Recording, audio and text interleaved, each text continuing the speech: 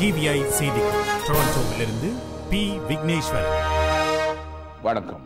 இலங்கையின் இறுதிப் போரில் நடந்த சம்பவங்கள் தொடர்பாக தெரிவிக்கப்பட்ட கரிசனைகள் குறித்து இலங்கை அரசாங்கம் விரிவாக ஆய்வு செய்ய வேண்டும் என்று இந்திய அரசாங்கம் கருத்து வெளியிட்டிருக்கிறது.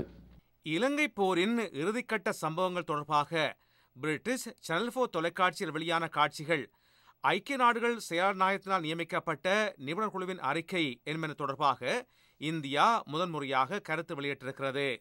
இந்திய வெளிநாட்டு அமைச்சின் செய்தி தொடர்பாளர் விஷ்ணு பிரகாஷ் வெளியிட்டுள்ள அறிக்கையில் இலங்கை போரின் இறுதிக்கட்டத்தில் நடந்த சம்பவங்கள் குறித்து தெளிவில்லாத நிலை உள்ளது.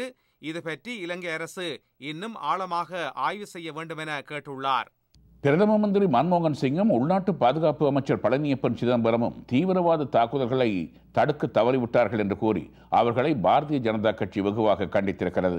பாரதிய ஜனதா கட்சியின் பேச்சாளரான ரவிசங்கர் பிரசாத் புதுடில்லியில் இன்று செய்தியாளர்களை சந்தித்த வேளையில் நகரப்பகுதிகள் தீவிரவாத தாக்குதலுக்கு இலக்காகும் என்ற அச்சுறுத்தலுக்கு உள்ளாகியிருப்பதாக குண்டு தாக்குதலை அடுத்து உள்நாட்டு அமைச்சர் அறிக்கை ஒன்றை விடுத்துள்ளார். குண்டு தாக்குதல் நடைபெறும் என எதிர்பார்த்தால் அவர் எவ்வாறு உள்நாட்டு அமைச்சராக பதவியில் தொடர முடியும் என கேள்வி எழுப்பினார்.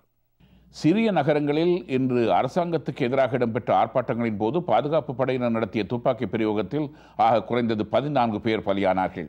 ஜனாதிபதி பஷார் அல் ஆசாத் பதவி விலக வேண்டும் என கோரி நடத்தப்பட்ட ஆர்ப்பாட்டங்களில் இதுவரையில் இல்லாத அளவுக்கு மக்கள் அதிக அளவில் பங்கெடுத்தனர். விரிவான செய்திகள் டிவிஐயின் செய்தி அறிக்கையில் இடம்பெறும்.